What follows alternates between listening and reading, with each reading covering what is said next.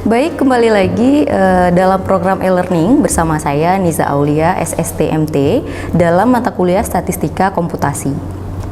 Nah, setelah sebelumnya kita mengetahui beberapa poin terkait dengan statistika komputasi ya. Jadi seperti di awal tadi kita sudah membahas mengenai statistika itu sendiri ya. Jadi pengertiannya itu seperti apa, kemudian mengenai perbedaan statistik dan statistika, karena memang ternyata statistik dan statistika ini merupakan dua hal yang berbeda. Lalu kita juga sudah mengetahui apa itu komputasi, kemudian beberapa program aplikasi statistika komputasi, juga beberapa contoh penggunaan statistika ya. Jadi beberapa contohnya sudah kita bahas sebelumnya juga, dan beberapa kegunaan statistika dalam penelitian. Jadi saya ulang sedikit, beberapa kegunaan statistika dalam penelitian ini adalah menurut si M. Subana dan kawan-kawannya pada tahun 2000 ya. Jadi mereka mengatakan, mereka berpendapat bahwa statistika ataupun kegunaan statistika dalam penelitian itu adalah yang pertama dapat membantu penelitian dalam menggunakan sampel, sehingga penelitian dapat bekerja efisien dengan hasil yang sesuai dengan objek yang ingin diteliti. Lalu kegunaan kedua itu bisa membantu penelitian untuk membaca data yang telah terkumpul sehingga peneliti dapat mengambil keputusan yang tepat. Nah, kegunaan statistika berikutnya dalam sebuah penelitian adalah dapat membantu peneliti untuk melihat ada tidaknya perbedaan antara suatu kelompok dengan kelompok yang lainnya atas objek yang sedang diteliti. Oke, kegunaan berikutnya dapat juga membantu peneliti untuk melihat ada tidaknya hubungan antara variabel yang satu dengan variabel lainnya. Ya, lalu dapat juga membantu peneliti dalam menentukan prediksi untuk waktu yang akan datang. Nah, kegunaan statistika dalam penelitian berikutnya yaitu membantu peneliti dalam melakukan interpretasi atas data yang terkumpul. Oke, dan berikutnya M. Subana dan kawan-kawannya pun berpendapat bahwa kegunaan lainnya dapat juga memberikan informasi tentang karakteristik distribusi suatu populasi tertentu, baik diskrit maupun kontinu, di mana pengetahuan ini berguna dalam menghayati perilaku populasi yang sedang diamati. Nah, lalu berikutnya kegunaan lainnya adalah menyediakan prosedur praktis dalam melakukan survei pengumpulan data melalui metode pengumpulan data. Jadi dalam hal ini mengartikan teknik sampling ya, seperti itu. Nah, pengetahuan ini berguna untuk mendapatkan hasil pengukuran yang terpercaya.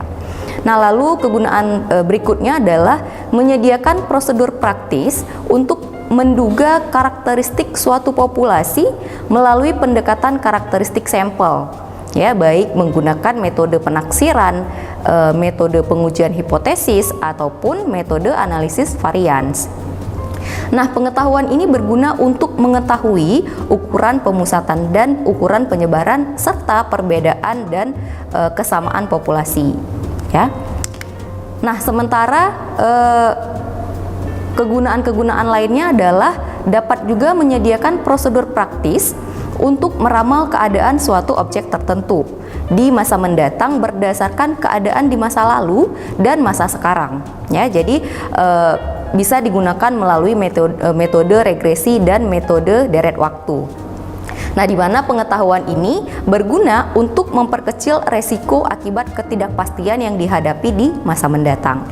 Lalu kegunaan terakhir menurut M. Subana adalah menyediakan prosedur praktis untuk melakukan pengujian terhadap data yang bersifat kualitatif melalui statistik non-parametrik ya. Jadi mengenai sifat data ini nanti akan kita bahas di slide berikutnya ya. Jadi data itu mempunyai dua sifat ya, ada kualitatif dan kuantitatif. Nah, untuk perbedaan keduanya akan kita lihat di slide berikutnya nanti. Nah, kemudian ada lagi pendapat lainnya menurut Sugiono pada tahun 2003, di mana Sugiono ini berpendapat bahwa kegunaan statistika dalam penelitian adalah sebagai alat untuk menghitung besarnya anggota sampel yang diambil dari suatu populasi, sehingga jumlah sampel yang dibutuhkan akan lebih dapat dipertanggungjawabkan. Lalu dapat juga sebagai alat untuk menguji validitas dan reliabilitas instrumen sebelum instrumen tersebut digunakan dalam penelitian. Ya, jadi beberapa kegunaan itu bisa sebagai alat untuk menghitung dan menguji ya kegunaan statistik dalam penelitian. Kemudian dapat juga sebagai teknik untuk menyajikan data. Jadi data yang disajikan nanti sehingga menjadikan data tersebut lebih komunikatif ya, misalnya melalui tabel, grafik ataupun diagram seperti itu. Lalu dapat juga sebagai alat untuk menganalisis, dalam hal ini menganalisis data seperti menguji hipotesis yang diajukan dalam penelitian. Nah, sekarang kita lihat mengenai data dan variabel ya. Jadi berbicara statistik pasti akan berhubungan erat dengan data dan variabel tentunya ya. Nah, sebelumnya kita harus tahu dulu perbedaan antara data dan variabel. Jadi data itu adalah sekumpulan datum yang berisi fakta-fakta serta gambaran suatu fenomena yang dikumpulkan, dirangkum, dianalisis dan selanjutnya diinterpretasikan. Oke, jadi di sini ada istilah datum ya. Jadi datum itu berbeda dengan data. Ya, data adalah sekumpulan datum, sementara datum itu adalah informasi atau keterangan yang diperoleh dari suatu pengamatan yang berupa angka, simbol ataupun bahasa. Ya, jadi bisa kita rangkum ataupun bisa kita simpulkan bahwa data ini adalah bentuk jamak dari datum yang belum memiliki arti penuh dan masih memerlukan suatu pengolahan. Ya, sementara variabel itu adalah karakteristik data yang menjadi perhatian. Oke, sekarang kita lihat mengenai jenis data. Ya, jenis data itu ada yang menurut sifat dan ada yang menurut waktu pengujian ya ataupun waktu pengumpulan. Oke, nah jenis data yang menurut sifat itu terbagi dua. Ada yang data kualitatif dan data kuantitatif. Oke, untuk perbedaannya kita lihat. Untuk data kualitatif itu biasanya berupa label atau nama-nama yang digunakan untuk mengidentifikasikan atribut suatu elemen ya. Nah, untuk skala pengukuran itu seringnya adalah nominal ataupun ordinal ya. Untuk data sendiri dia bisa berupa numerik ataupun non numerik. Oke. Nah, ciri-ciri umumnya untuk data kualitatif ini tidak bisa dilakukan operasi matematika. Ya, operasi matematika seperti penjumlahan, pengurangan, perkalian, dan pembagian. Lalu kita lihat untuk data kuantitatif. Ya, jadi data kuantitatif ini mengindikasikan seberapa banyak ataupun how many dalam hal ini adalah discrete dan how much dalam hal ini adalah continue. Ya, dan biasanya datanya selalu numerik. Oke, dan untuk skala pengukuran itu bisa dilakukan dengan interval ataupun rasio. Nah, sementara jenis data menurut waktu pengumpulan itu terbagi ke dalam dua juga. Jadi ada cross sectional data dan time series data. Nah, untuk yang cross sectional data itu data yang dikumpulkan biasanya terjadi pada waktu tertentu yang sama atau hampir sama. Contoh dari data cross sectional ini adalah jumlah mahasiswa pada suatu universitas X tahun ajaran 2019 hingga 2020. Jadi waktu pengumpulan datanya itu berdekatan ataupun hampir sama.